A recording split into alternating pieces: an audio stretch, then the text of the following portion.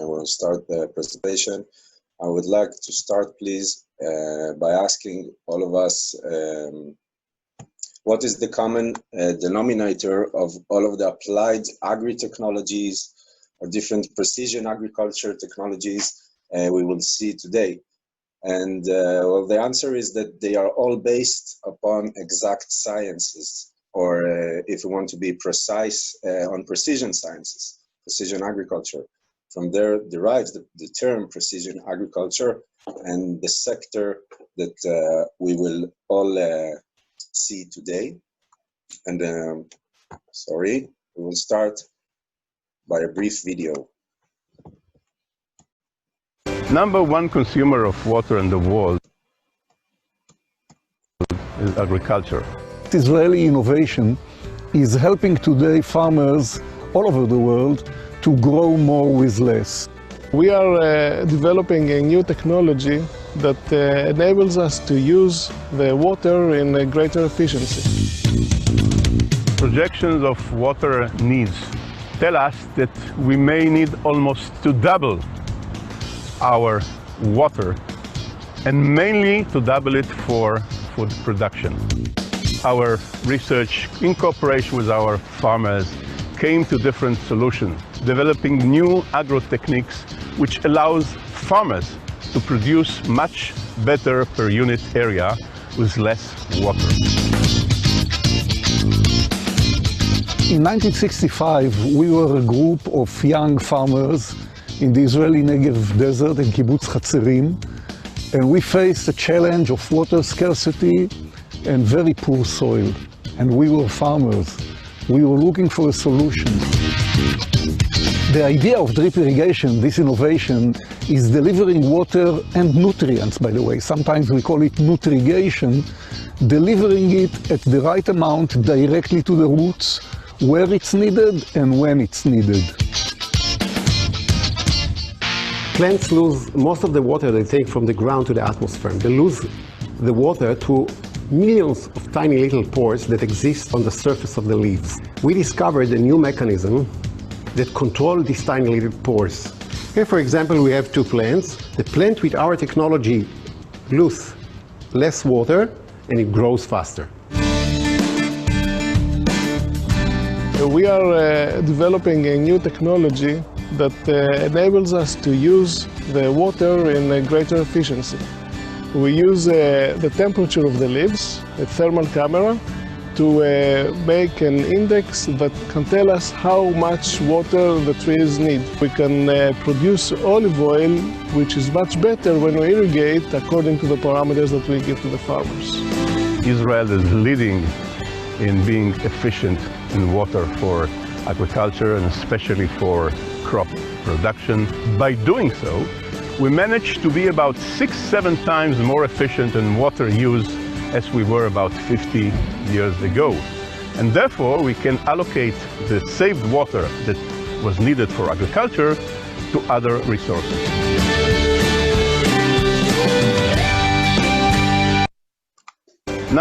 So we can see that Israeli precision agriculture is wide.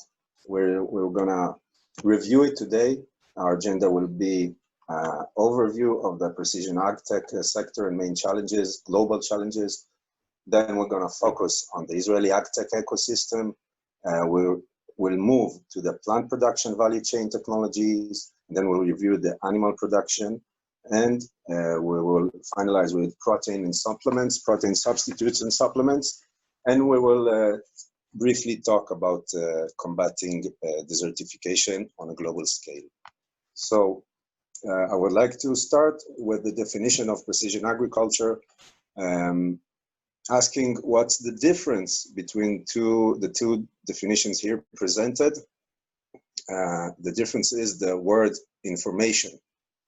That's because we're in the era of the info, right? We're recollecting info all the time, and we're analyzing it, and we're drawing conclusion, we're observing, we're mediating, and the decision, the final decision we're taking for every crop is based on info. Now, precision agriculture has its components and has its different aspects. You can see the components here at the left side, such as robots or autonomous vehicles, etc. And every component helps us to control a different aspect of the value chain process, of the growing process of our protocol. And so every component, every aspect is controlled by different combination of components sometimes. Now, if we're looking at a global scale, well, the global challenge is well known. The United Nations has defined it, also the solutions and the SDGs. We all know that we will have to increase crops by 60% on a global scale until 2050, and grains and food production in general by 70%. So the demand will increase, and the less fortunate countries will have the greater population. So the challenge is doubled. That's where enters agriculture and precision agriculture in order for us to have some solutions. If we continue to look on the value chain, then we can see there's a lot of waste in different levels according to the social economic status of every country. But the waste is huge, and we have to treat it. We have to reduce food waste. So precision agriculture challenges are multiple, but they're starting from the base, because you all well know that there's a challenge of getting the young generation into agribusiness. In lots of developing countries, people are leaving the countryside and they are going into the cities to get education, which is good. But who will produce food for the city? Agriculture is lots of time perceived as the 3 Gs, that it is dirty, dull, and dangerous. And that's also happening in Israel in recent years. So if we want to guarantee a constant supply of food, we have to find interesting ways to attract the young generations back to the field. And using technologies is the way to do it. We will enable the future farmers more revenues basing on gains on quality improvement. The quality improvement will be achieved by implementation of precision agritech solutions. Now we're at the present, we're having lots of data recollecting, but we don't quite know what to do with it. We have to analyze it, gain our insights, draw our conclusions, and have some solutions. Now we're gonna review these solutions, dividing it by the 3 stages of the production, the pre, during, and the post-production, taking into consideration every aspect of the process. So the aim is to finally robotize and automatize the farm in order to permit the farmer to have more info acquirement while saving him physical effort and wear. Because we all know that farmer age is a critical index and success rate. While we're doing this, we're aiming to decide the final decision to leave it in the farmer's hand, but the farmers will have its decision based on exact knowledge and exact info. So how is it get done?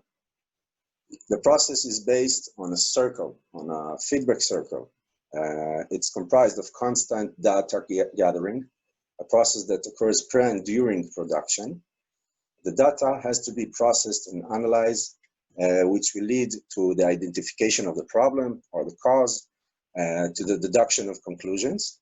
And all of this will be followed by recommendation for the preferred solution. This feedback circle has to be constantly moving until no anomalies are detected, such as lack or maybe excessive use of irrigation system, integrated pest management, etc. Even when we don't detect any anomalies, we have to continue constantly monitor the status via the different systems that we'll present here. The main point is that data is always there and we have to collect it. Now, if we analyze the precision agriculture sector in Israel, you can see here some figures. The main key point here is that the data is showing merely a stage of beginning of an adoption or adaptation or incorporation of AgTech and precision agriculture solutions. The ones that will be rapid in adopting those technologies, the pioneers, will literally enjoy the fruits of their early inversions. Now, if you look at irrigation efficiency in Israel, this efficiency here shown is achieved through constant improvement in the process of precisely controlling each aspect of the agri-production chain. You can see that while the water use remains constant because of other aspects of the water management sector in Israel, which is very highly efficient, but you can see that versus it, the agri-production is at constant rise.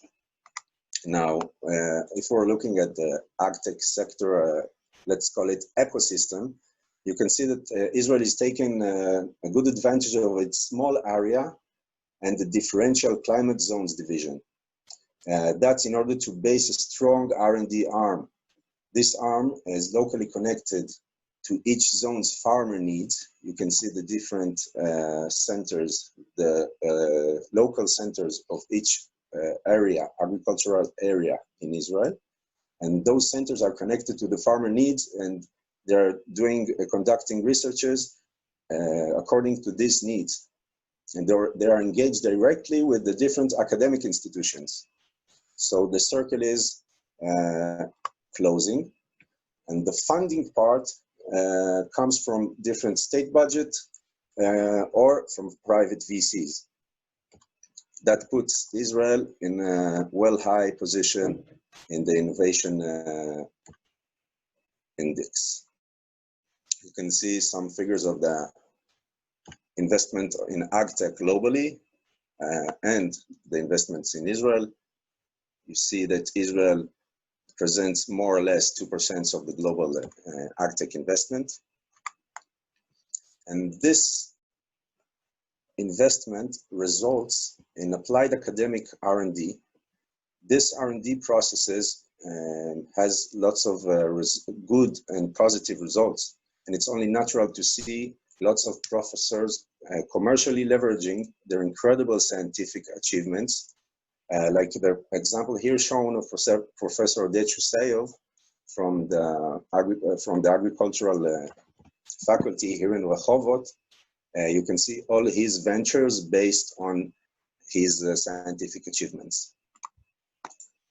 If we look at the ecosystem, you can see there are more or less 400 companies here, AgTech dedicated companies here in Israel, attending different stages of the value chain. You can see that the rate of growth is exponential. But what all this industry is doing, so let's see a bit. Every farm comes with a mission to grow healthy crops. But raising a profitable crop has been challenging the past several years. Never before have we had more access to data to make informed decisions. Why wonder when you can know? If growers resort to farming with traditional methods, they are left wondering why the crop performed the way it did at harvest time. The challenge is making sense of the information quickly enough to drive in-season decisions. This is exactly how Taranis, a global company specialized in ag imagery, works to create healthy farms. Our technology is capable of analyzing the crops on multiple levels. At revolutionary leaf-level precision, we fly at 200 kilometers per hour and can still see details that even the sharpest human eyes wouldn't see. Now, imagine all that precision combined with artificial intelligence algorithms that identify and quantify every single anomaly, allowing farmers to plan the best course of action. The analysis becomes actionable immediately by turning data into prescriptions accurate to the plant level and building the largest ag imagery database in the world. In a fast and easy way, these solutions can be transmitted over to the machinery, which give the growers the possibility of resolving the issue in record time with just one click. The result? Increase in the farmer's profitability, who saves time and money with less usage of pesticides and fertilizers. Sustainability not only for the environment, but for the operation as a whole. Our solutions adapt to every need, regardless of the size of the property. Every farm gets much more than a monitoring system, but a business model that provides profitable and safe, actionable insights, constantly evolving to match each field. We are Tyrannus, and we help farmers grow. So we can see that we can analyze the crops, but what about analyzing the soil? And what about if our plot is located far from a laboratory? Then CropTimal can give us a solution, an on-site lab test kit. And if we're talking about energy, because we have analyzed the soil, now we're going to establish a project. We need energy. Where we're going to get it from? So you can see here that there is still a long way to go in order to fully utilize the global potential for solar energy. And this leads us to an interesting research that has been done in Israel. As we all know, the chlorophyll absorbance spectrum, roughly between 400 and 700 nanometer, is limited, while the rest of the radiance is mostly converted to heat. What if we could save this excessive heat from the plant habitat? So this research investigated it basing on a previous research that has been done, and it tried to inspect the excessive heat removal by the use of photovoltaic plastic sheets for greenhouses. So you can see the photovoltaic filtration of waves above 700 nanometer helps lowering the plant leaf temperature without damaging photosynthesis. And you can see the results for yourselves. The control in front of the OPV, the photovoltaic sheets. So you see the yield difference. Next, we're gonna talk about relative humidity. This product is actually a development of Professor Avram Arbel from the Israeli Agricultural Association. It's a research body that works in Israel, and the product itself is a machine that takes care of the humidity in closed greenhouses. Plants are constantly doing photosynthesis. When they are in a greenhouse, they release a vapor that, when accumulated, condenses water onto the plant, creating conditions that cause fungal diseases, bacteria, and other issues. Traditionally, what people have been doing is just opening the windows. What you do, you open the window, you let the humid air out, and then what you're also doing is breaking the isolation you try to create with the greenhouse, and you're introducing a different air inside. So a lot of times we see, especially during the night, you open the windows to get rid of the humidity, but then you are introducing cold air, the temperature of the greenhouse is dropping, and then you have to invest energy once again to heat up again. So you go through this cycle. We're able to extract 45 liters an hour using only 10 kilowatts of energy, which is a great rate. And these are at conditions designed for greenhouses. So we're working in 18 degrees Celsius, 80% relative humidity. Now, one of the things that we have is seeing is very significant energy savings because you're able to maintain all of the heat inside of the greenhouse. We've seen up to 50% in energy savings. and we see increases in yield because we're able to prevent diseases, use much fewer pesticides because of this, gain this advantage of the energy and the heat, which is optimal temperature conditions, and we're creating uniformity in the greenhouse. So, after monitoring and climatizing the air, humidity, soil, or growing medium, now we have to gain control over the water and nutrition supplies of the crop. We can start doing it by systems like the one we see here, which creates a closed loop, between the soil status as sensed by the tensiometers and shown here in the control platform, and between the irrigation and the fertigation system. So the loop is closed and constantly monitored by the farmer. If we're talking about phytomonitoring, then constant phytomonitoring, maybe whether we have plants or trees, will always help us prevent losses due to incorrect fertigation or only irrigation. We can see here the reasons why we should do phytomonitoring. How do we do it? Sensors can be attached to different organs of the plant, whether it's trunk, leaf, stem, or fruit. And also there are sensors that are sensing abiotic factors, which influence factors such as temperature, relative humidity, wind, velocity, all of which are monitored in order for the grower to have as complete as possible status report at any given time.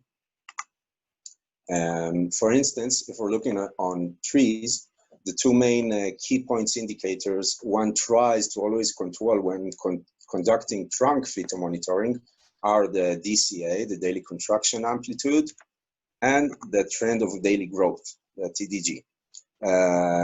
It is always important to remember that the frequency of irrigation affects plant growth rate. That's why we always want to monitor these two factors. When we look on mango or avocado orchards, we can see that typical trunk diameter development is in complete dependence with the vapor pressure deficit irrigation, like we saw above.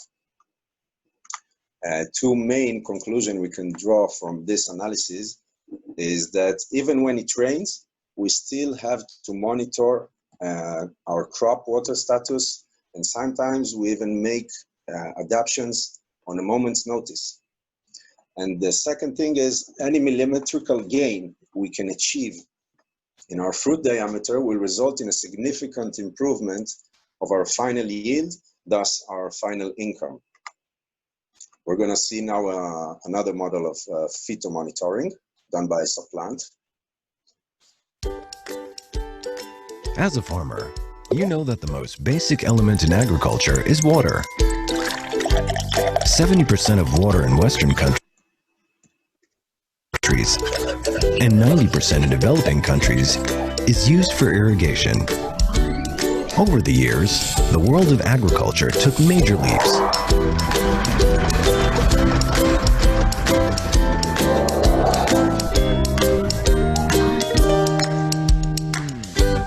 Now, the fourth revolution is at your fingertips. Agriculture with precise and automatic control directly from your smartphone. Introducing Supplant. We have the technology to talk with your plants in real time and let you know the precise amount of water it needs. So, how does it work? Our sensors measure soil moisture and soil salinity. A climate sensor checks wind, radiation, temperature, humidity, and precipitation. Sensors on the plant located at the stem and fruit, measuring plant and fruit growth patterns. All this information is transmitted to the Supplant servers. The information is transferred from the sensors to the cloud, and from the cloud directly to your smartphone. A data display, an immediate alert system, giving you a real-time decision-making tool. Your irrigation controller, allowing automated growth-based irrigation, GBI. Supplant's growth-based irrigation technology monitors the crop using unique algorithms that calculate the water effect on growth and sends commands to an irrigation controller deciding when and how much water will be provided. By collecting this data, it is possible to get accurate and better results year after year, despite the different changing conditions. And 30% less water usage and 5 to 10% increase in yields can be achieved.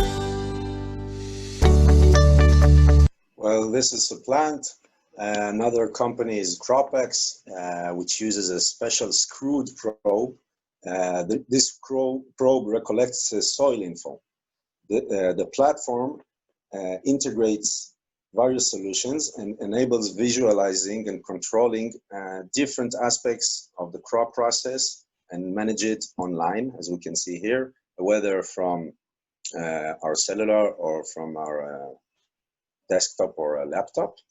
Another more or less similar company is FieldIn, where its platform allows you a better macro integrated view based on mounted sensors, which are placed in the farmer's plots and also machinery. C3 provides the farmer with a differential analysis of every tree in the orchard, measuring different aspects such as size or foliage color, rootstock adaptation to soil conditions, the age of the tree, topography, or local climate, etc. This app uses multispectral analysis of various photo gathering sources, where it may be drone or satellites, and it does it in order to draw conclusions of each tree's condition and applied solution, of course, recommend solution to the farmer. These latest technologies are based on multispectral detection. This analysis is based on the same wavelength of the frequency we've just spoken about earlier regarding the photovoltaic filtration. And this spectrum is used in order to better understand our plants and plots' water status. For instance, we can see here water leakage in our irrigation system, here in purple. This work in Israel was immensely promoted by two doctors, Victor El-Khanatis and Dr. Yafit Cohen from the Arrow institution, which was also previously mentioned.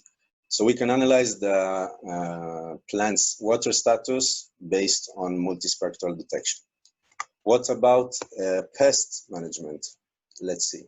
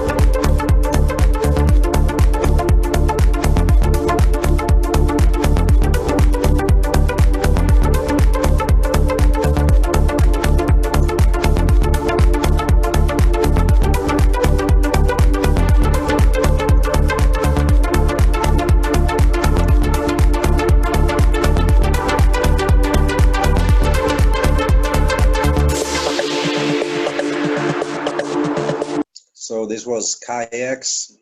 You can see it's an amazing job done by them. Agrio is an AI engine-based app and also a closed system which enables farmer or also farmer cooperatives globally to identify and combat different pests. You only have to take a photo of the pest, of the crop that you suspect that is infected, and the system will analyze it and give you a solution not only based on traditional methods, but also on biological and organic methods.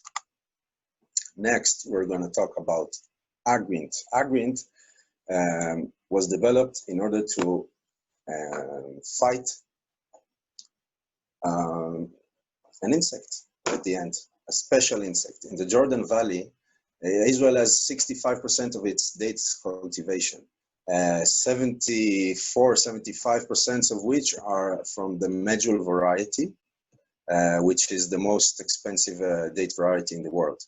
Now, there's a problem. The palm weevil that perforates the trunks and causes the trees to reach this status here, we can see. So Agrint was created in order to detect the palm weevil when it only starts to perforate the trunk. Based also on AI analysis, this app gives an integrated solution, and the farmer can monitor without importance to the crop size. It can monitor it 24/7 and fight the weevil. Now we're going to see another aspect of IPM done by BioBee. You can see here a few solutions of BioBee. We're going to see live demonstrations, one live demonstration. We're seeing here the Phidius colmeni, which is a wasp. And this wasp can control different types of aphids. Once mating, the wasp is encountering different aphids and also aphid eggs. And it will start to incubate its next generation into the predated aphids and into the aphids' eggs. After a period of incubation, the wasp's next generation will emerge. So you can see the biological use of different predators in order for the farmer to protect its own crop. Another company which also does bio-pest management, but also pollination, is Pest. And lots of farmers here in Israel use it in order to pollinate their crops with a famous bambus bee. So if we're thinking a zoom out and we want to integrate everything, the challenge is to manage it all together. And also for this challenge, there's a solution. Here the solution is given us by AgriTask. AgriTask helps the farmer to manage all the different aspects of its crop value chain. So there's also help in this aspect, not to worry. Now we're going to talk a little bit about harvest. The traditional harvest is done in field, taking the different packs into the packing house, sorting, repacking, and distributing. Now we have to save processes, and if we try to save, we have to be innovative. So one innovative solution is to do the packing in field. Another solution treats the harvest itself from the automatization point of view.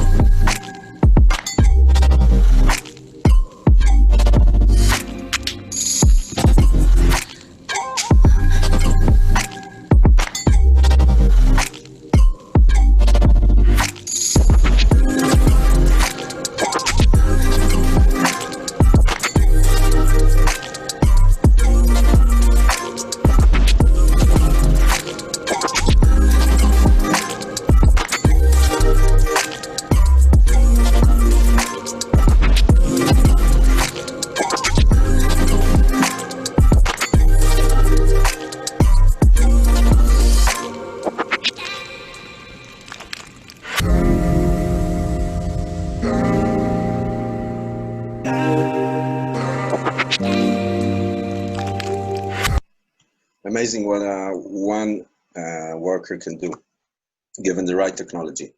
If we look towards the future, then the plantation that will adapt to the new harvest method, the robotized methods, will have to be replanted, will have to be redesigned, and also trimmed in a different way in order to save all the spaces that the machinery will need.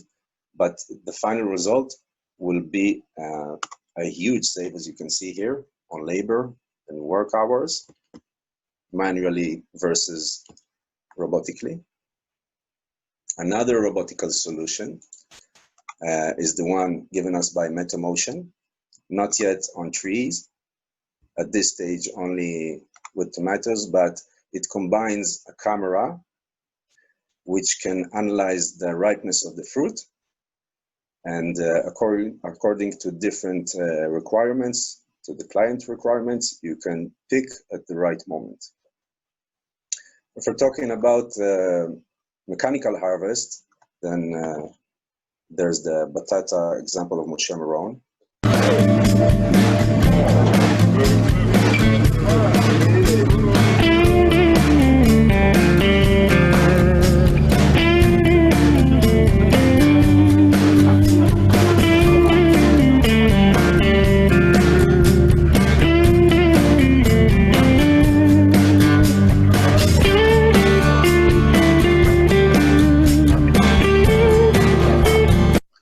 Another mechanized solution is given us by Maor. You can see here a garlic harvester, which harvests and also cleans the garlic,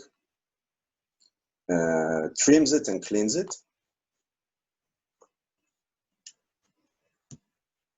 Lots of working hours saved here. Next, after the garlic, we can see a pepper harvester, which separates the fruit from the trunk, from all of the plant parts. You see all the waste is going back to the soil. Another solution from our industries is related to the jojoba, which is a global emerging market. In Israel, Chatzerim kibbutz is growing lots of jojoba, for instance. Jojoba is used for the cosmetic industry. So this cyclone recollector helps the farmers to recollect all the jojoba seeds from after harvested from the trees and separate them. Now let's talk a little bit animal production, whether it's for milk or for meat. Dairy industry, there are lots of problems. We all know them. We're only specifying here 3 different problems, but SCR can help us monitor and give us also solutions for these 3 problems here by identifying each cow or each calf with an ear tag. Once it was a neck tag, now it's going into more into ear tags. You can see here the control platform. The farmer has 24/7 constant info flowing into his cellular device if he wants. He can see the different status of the animal and any anomalies detected, such as here diarrhea, for instance. Me Robot is another solution.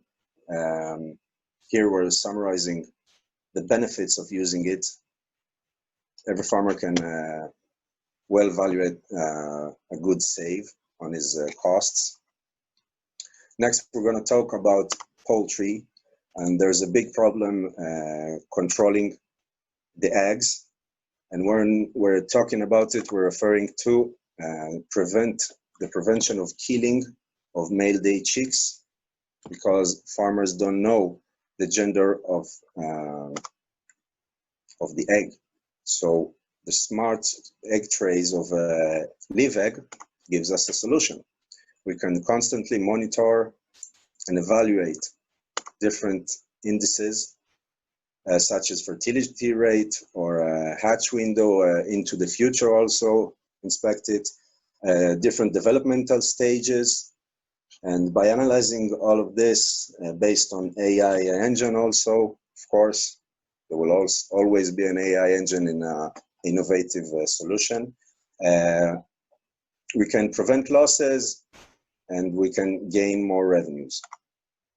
Even if we talk about medical cannabis, Israel has lots of different solutions, such as the one here mentioned, a complete automatic and autonomous system, which also recollects info, gives solutions, but leaves the control in the farmer's hands if he wants to do so. Most of the medical cannabis crops will be based on soilless mediums or even hydroponic, which leads us to hydroponics, which in itself is a very, very, very useful method to grow lots of crops in a very limited area. Let's see a demonstration from a farm here in Israel. This is the ebb and flow method, or flood and rain.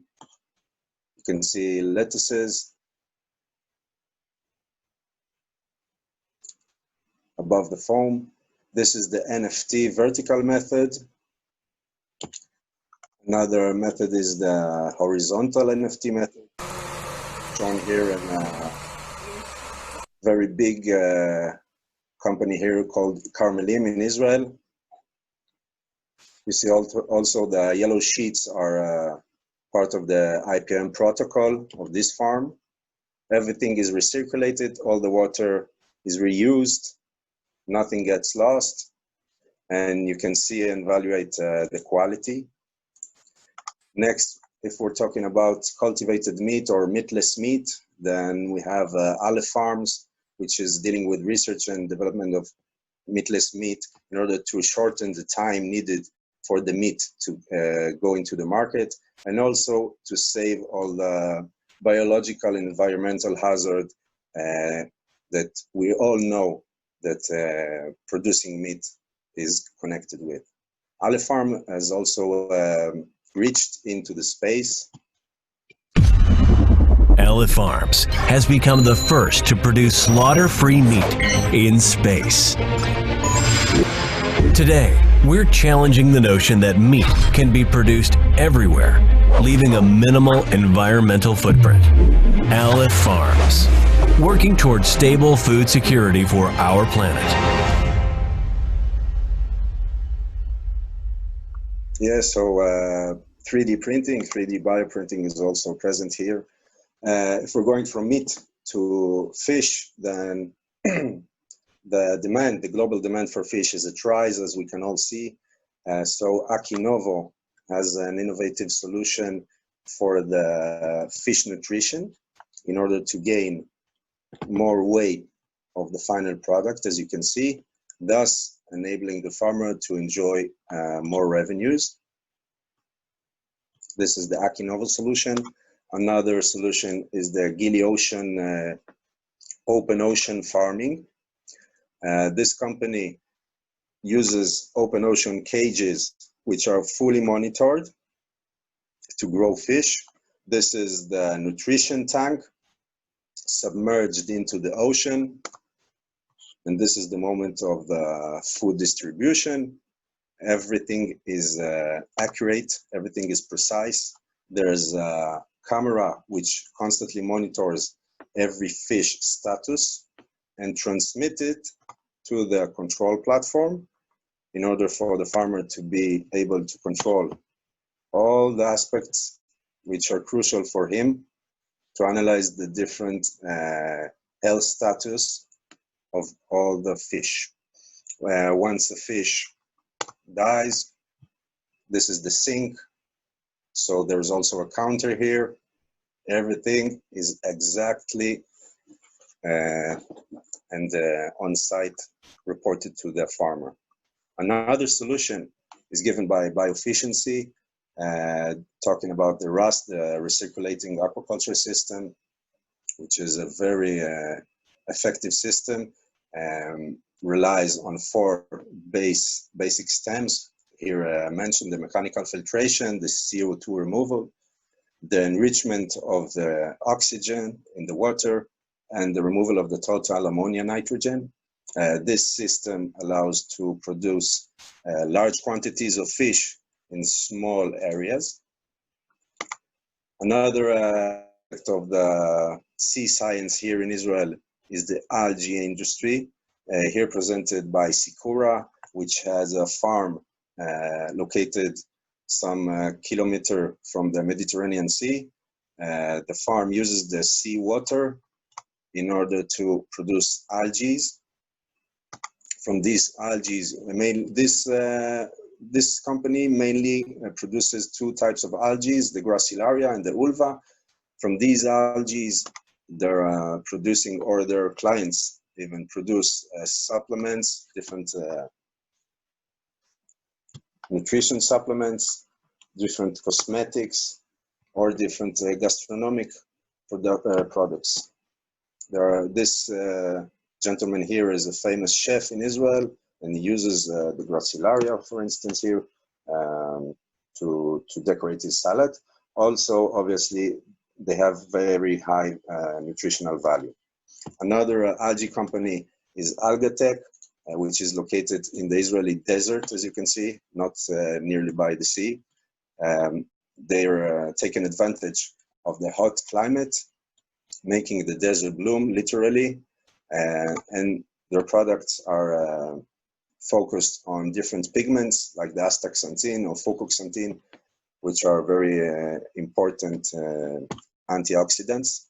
And the derivatives of their products are sold also to cosmetic industry and supplement and nutritional supplement industry global-wide. The values of these pigments can even oscillate into $70,000 per kilo. Let's summarize everything, trying to see the Israeli effort in order to combat desertification. If you think that the desert is just camels and dunes, think again.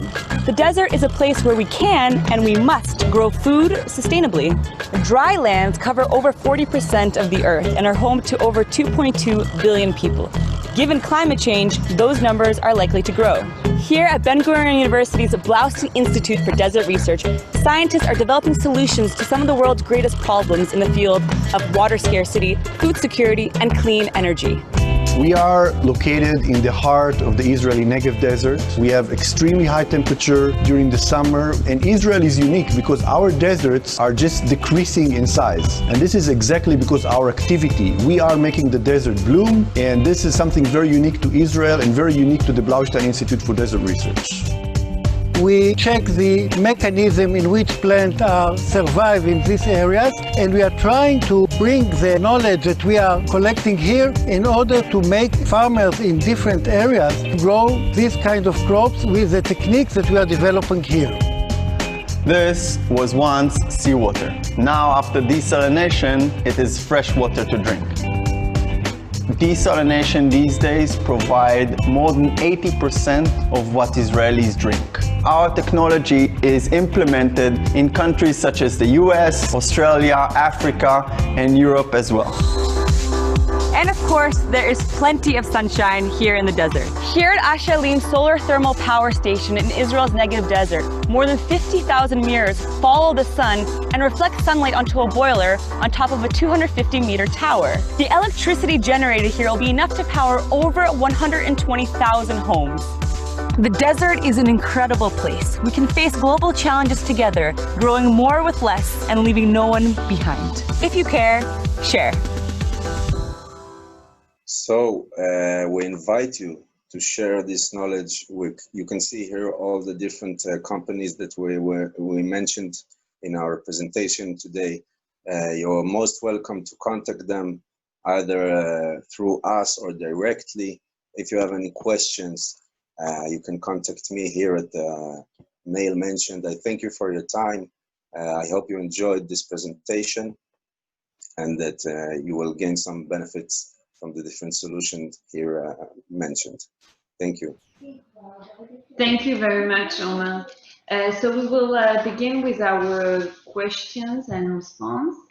So to begin, how about affordability and accessibility of the technologies for individual farmers in developing countries? Well, it depends on the solutions. There are companies that all you have to do is to go into the App Store, download the app, and start seeing the solution applied to your own plot. Sometimes you will have a membership option in order to expand possibilities, and sometimes you will have the need to buy a physical product. It depends on the solution, but most of the company here mentioned today have also some present in the global world, whether physical. If we're talking about BioB, for instance, they have a global representatives, Genigar, Politiv. The more online companies feel well, you are most welcome to enter their sites, contact them, and to ask whether they have a local distributor. Okay, great. And then about post-harvest, how do you use innovation to minimize post-harvest loss? Well, you have to know the exact conditions that your crop needs to be maintained from the moment of the harvest.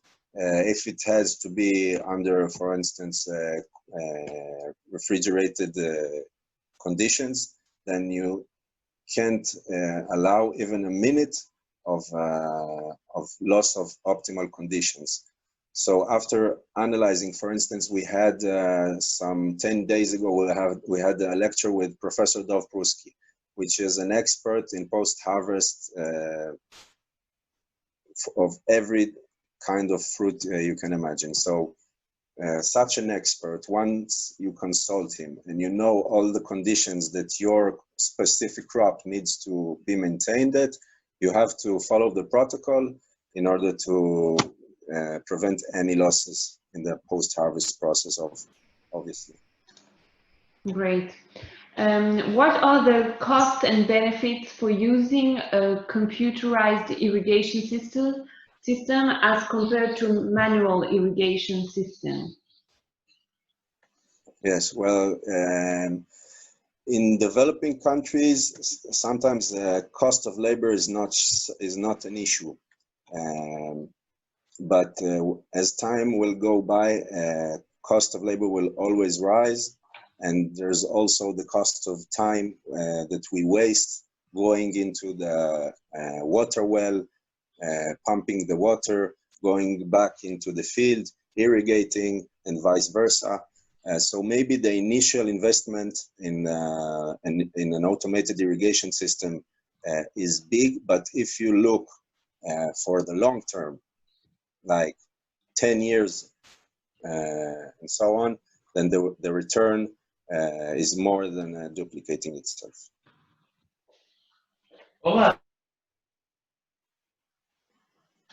And about the integrated pest management, can you say what are the different components?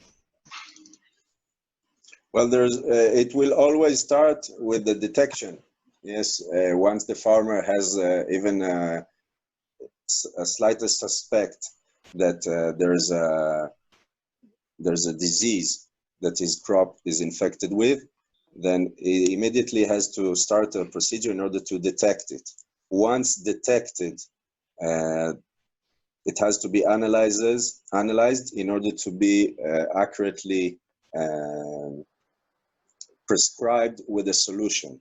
So it depends on the different pests you have, but it will always start with the detection, then it will go into the analysis phase, and then drawing conclusions, and from there applying the different solution. Depends on each case. Okay, Wait. Yes, for someone who is in a country where farmers on the film have low education attainment, I doubt if they can handle the complex machines and technology. What do you think about that? Do you have suggestions? Well, from my knowledge, I know that farmers love to learn. And once you explain a farmer the benefits he will have from applying a certain solution, and once you practice with him once, twice, and even during a whole month, then it will become like a second nature for him. And once he will see that with his own eyes there is a better result, he will adapt it. And we don't have to be afraid in order to get closer to the farmers, in order to try to work with them, and they will adapt. If they know how to work with physical tools, they will know how to work with buttons. Okay, thank you very much, Omer. Thanks for joining us today. We hope to see you again on future lectures. We welcome you to watch our recorded lectures on our YouTube channel, MASHAV-MATC, and to invite your friends and colleagues to watch them too. MATC, MASHAV Agricultural Training Center, encourages you to invite your friends and colleagues to join our upcoming webinars. You can find more details about this on our website or on our Facebook page. Thanks, everyone. See you next time. Thank you. Bye-bye. Bye.